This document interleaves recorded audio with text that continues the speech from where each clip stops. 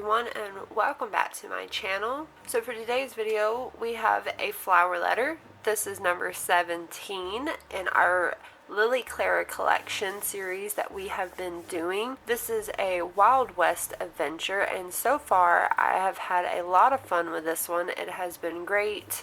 There's been lots of mystery, lots of adventure, cowboys and Indians, train robberies, villains. Like, there's been a lot of stuff really going on in this one. Absolutely love this one. So we're going to open this one up and see who it's from.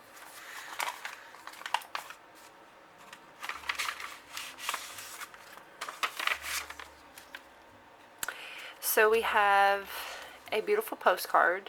We haven't got one of these in a while. I really like this one. I like the design. It's the back of it. We have our letter, and it looks like it's going to be to Lily Clara. And looks like, oh, we have our map. So this must be for Mr. Hickman. I mean, this is just some of his travels that he's written down and on the back of the map. And I don't know what this is. It looks like a huge map. Looks like that says Colorado, Nevada. Oh, that's really pretty. Like, this is the back of it. Oh, so this is a big map. So we got Arizona, New Mexico, Colorado, Utah, California. Okay. Alright, so we'll see what this is. It says the Old Spanish Trail, San Gabriel Mission. I'm sure in the letter he's probably going to tell more about this, so we'll leave this for last. Here is our business card, and we have two kids playing in a tree, and we have a sewing machine here. Hold it up so you guys can get a better look at it. And here's the back of it. This is the Old Singer Manufacturing Company. Oh, okay. So this is, of course, a sewing machine advertisement, like business card. So that's cool. Really like that. Alright, so I think we're going to read the letter first, and then we'll go to the map, and then we will see what the extra is after that. November 12th, 1884. Dear Lily Clara. Well, Lily, darling, don't mind if I call you darling now that we're engaged, do you? If I were there courting you in person, I'd take you out on one of those evening strolls Parson has been taking your sister on. Rather than wasting our time together trying to solve a crime, though, I'd use it to steal a kiss or two. Maybe I'd even coerce you to engage in some good old-fashioned sparking in the dark behind one of those tombstones, rather than wasting precious time gawking at it. I'm just saying. I know he's sheriff and all, but I do hope he's put his courting time with your sister to better use since the last time he wrote. In the meantime, have I got a story for you. I don't have much time because I just got one of the star's next move, which is why I'm only writing one letter. So I'm going to beg you to do me a favor and read this next part to Parson as soon as you can. About a week ago, after chasing the stars north to Mob, I found myself half drowned on the banks of the Colorado River due to yet another instance of underestimating them. They led me straight into a pit of quicksand, and they once again ensured no real harm came to me by putting a tree branch well within my reach before taking off. After pulling myself and my horse to safety, I made the mistake of putting too much weight on the branch, which broke and sent me tumbling down a cliffside. I was knocked unconscious in the process and fell into the depths of the Colorado. If it wasn't for Orrin dragging me to shore and saving both our hides, I would have drowned for sure. I was in a pretty bad way for a few days. Thankfully, a fellow by the name of Bishop Peterson happened by on his way home to Spring City after a scouting trip. He found me at the fork where the Green River meets up with the San Rafael and saved me from becoming buzzard meat. I was still senseless, having concussed myself, so he loaded me up on Orrin, tied the reins to the pack horse, and carted us both back towards home. started regaining my senses somewhere along the old Spanish trail, and Parson and I began getting to know each other. He's one of those Mormon leaders over in Spring City, which is why they call him Bishop. His first name is Lafayette. Before we got to be good friends, I decided to get it out of the way and ask him point blank if he was a polygamist. Spring City is well known for that. He said he was, and he has 2 wives and 8 children waiting for him at home. Then he asked what, as a lawman, I intended to do about it. As I was fully in his debt for saving my life, I told him I didn't intend to do anything about it.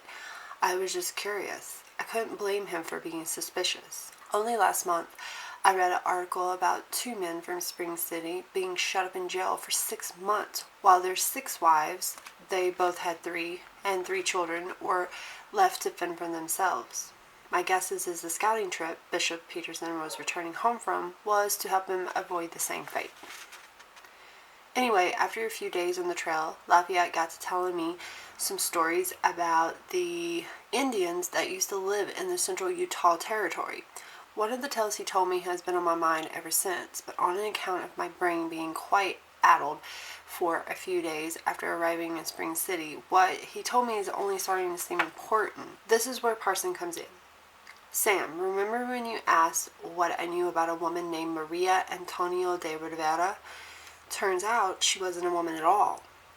Juan Maria Antonio de Rivera was a Spanish explorer in the 1700s. I knew his name was familiar when you asked me. Well, I was right. In fact, his name was familiar because I've seen his inscription on a rock out in the West Desert between Riverdale and Desert. Apparently, he went on 2 separate expeditions exploring the Colorado River and other canyon lands in 1765. His yearning to explore was first stirred up after he heard a tale from the marketplace down in Aquarry about an Indian woman, a woman who paid for a horse bridle repair with a large piece of raw silver. He believed it was proof that the fabled land of Tigrillo existed. After gaining the governor's permission, de Rivera set out in search of Clara and the mysterious bearded man that were believed to inhabit it. These bearded natives were said to live by a body of water in the Sevier Valley and to have access to inexhaustible quantities of pure silver. Well, after 2 expeditions in 1765, de Rivera ended up following the Spanish trail and did eventually find the bearded men. They were none other than the Pavant Indians, who were known as one of the few native tribes to grow out their facial hair. But de Rivera never mentioned them having access to any enormous caches of silver. The Indians lived in the Sevier Desert on the banks of the Sevier Lake, which isn't too far north of present-day Frisco. Now, Lafayette said local legend differs from de Rivera's journals. Legend says de Rivera was shown a large silver deposit out in that desert, and after returning to Mexico for the second time in 1766, he mysteriously disappeared from record.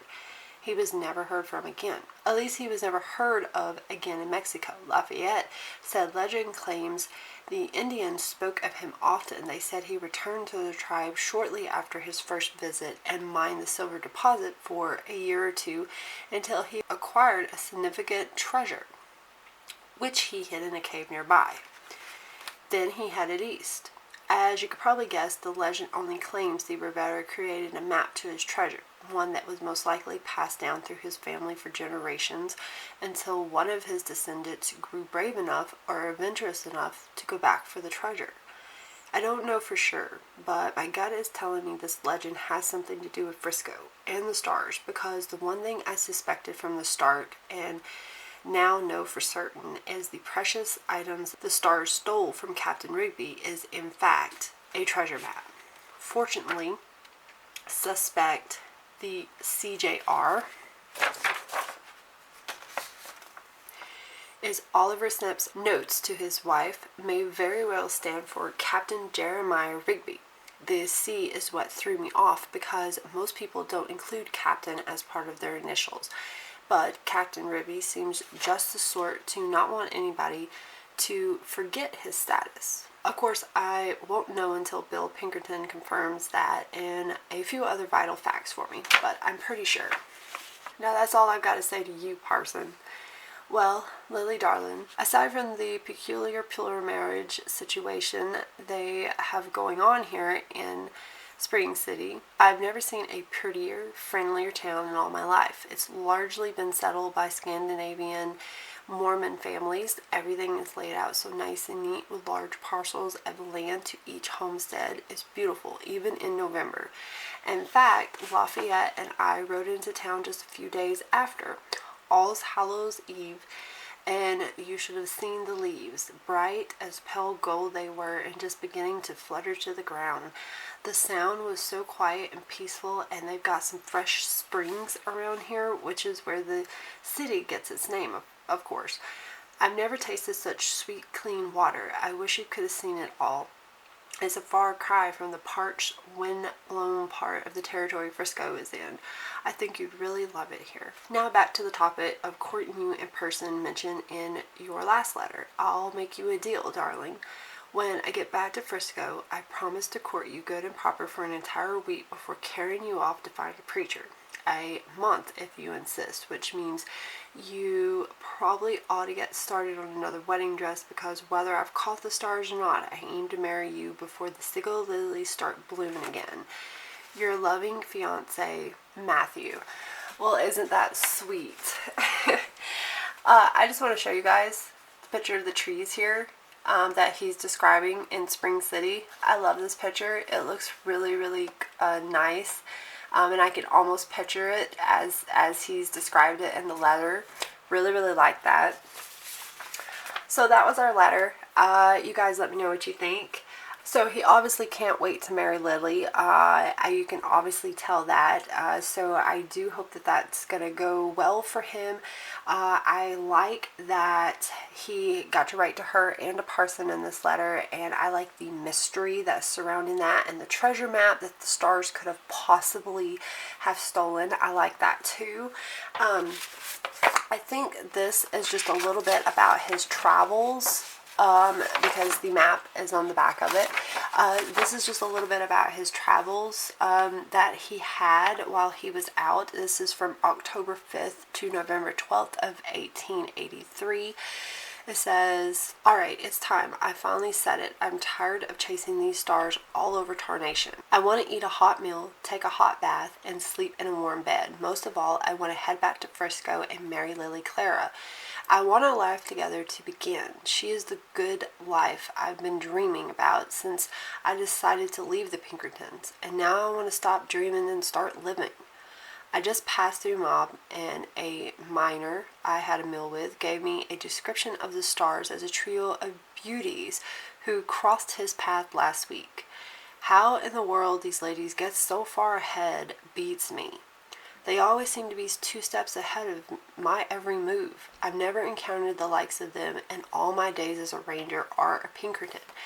The closest I've come to meeting these same willy ways in a female was when I first met Lizzie. She practically tricked Bill into giving her a chance as a Pinkerton. Not that he needed to be tricked. Bill was always looking for unlikely characters to recruit because they made the best agents. On my way out of Mob, I came across several drawings like these.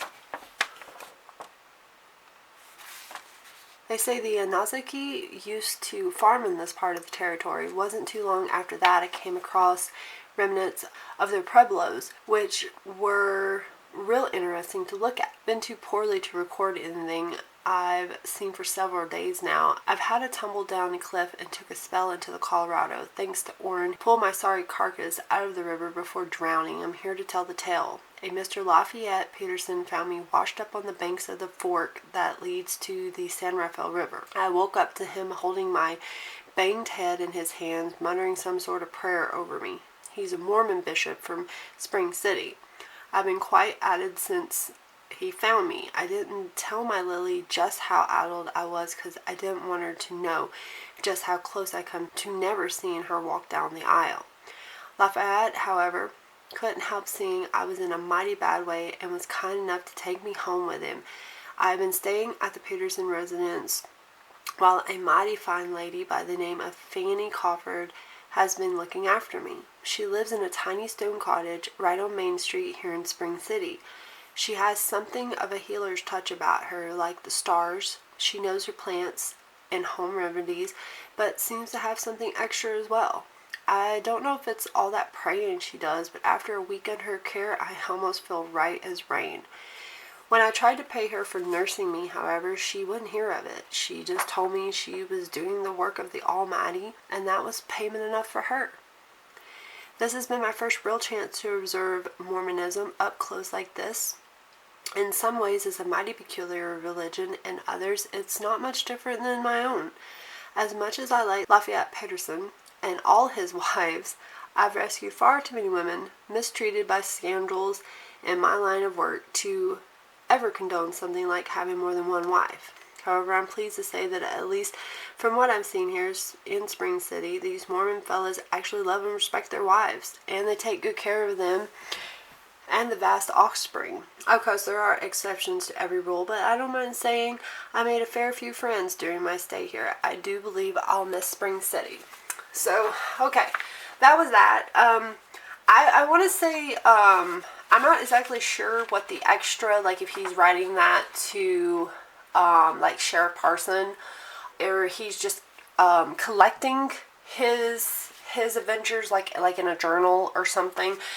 But these are pretty cool. I mean, it's basically the same thing as the letter, just a little bit more detailed, like how he didn't tell Lily that he was a little more banged up than what he portrayed in the letter, and how he got to see some of the Indians' drawings in their homes and stuff. So that's kind of cool. I really like that.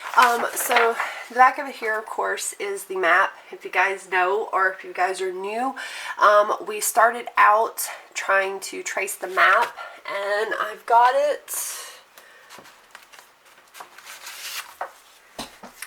I've got the big map right here. So we were basically just tracing it. As you can see here, Salt Lake City. And so down here, this is basically just kind of where we started, and we've been looking over his travels. Basically, it's just like an extra little thing to do. It's kind of fun. I did go ahead and do this one because it was taking so long to just kind of get it traced out and everything. So I did do this one off camera for you guys, but if you guys would rather see me do it, then just let me know, and I will just start doing it with you guys. But I just kind of thought it was tedious, and it was just kind of taking a little bit longer to do it. So I just went ahead and I traced it for you guys the best that I could from his map. But I went ahead and I got it and everything. But yeah, this is basically just our map. We haven't made it back up to Salt Lake City yet and everything. But yeah, it's just a fun little thing to do. It's just extra thing. And then they just give you and you could tape these like blowed up maps. You could like tape them together and then do the map. It would probably help you a little bit better instead of doing it one at a time. And then there's this. This must have been like, he talked about the Spanish trail in this one. I'll try to get it in here for you guys. It's super big. So yeah, he talked about the old Spanish trail in this one. So this is just pretty much a blown up map, I guess, of where it had ran from. So as you can see, the red is where it's going to run through, and it's going to run through the Spanish territory. It actually went through a lot of territories, actually. But that's pretty cool. And I want to just show you guys the back of this. Like, that's super cool. Very, very pretty. Like I said, these would look good framed, or just, you know, some kind of little decoration. They're so pretty though. I love the flowers that's on them. But yeah, so that was just extra. I'm not sure if the Spanish map, like if that's going to have something to do with the bigger map, maybe. But for now, it was just showing you a close-up of it. So that was the map and the extra, and then we had a business card, and then we had the letter. So you guys do let me know what you think about this one. I feel like it is moving in to kind of wrap up the mystery of it. I feel like, you know, we're going to finally start learning who the Stars was, and they're going to start kind of bringing the mystery of like the White Widow and stuff together. I kind of feel like, you know, the closer we get to the end of the letter, the more, you know, we're going to start learning who all these people were and like everything. And we're also going to get to witness, hopefully, Matthew and Lily's wedding. I hope, keep your fingers crossed that we're going to get to see that one. So you guys stay tuned for that. And I will see you guys back here in my next flower letter. Bye.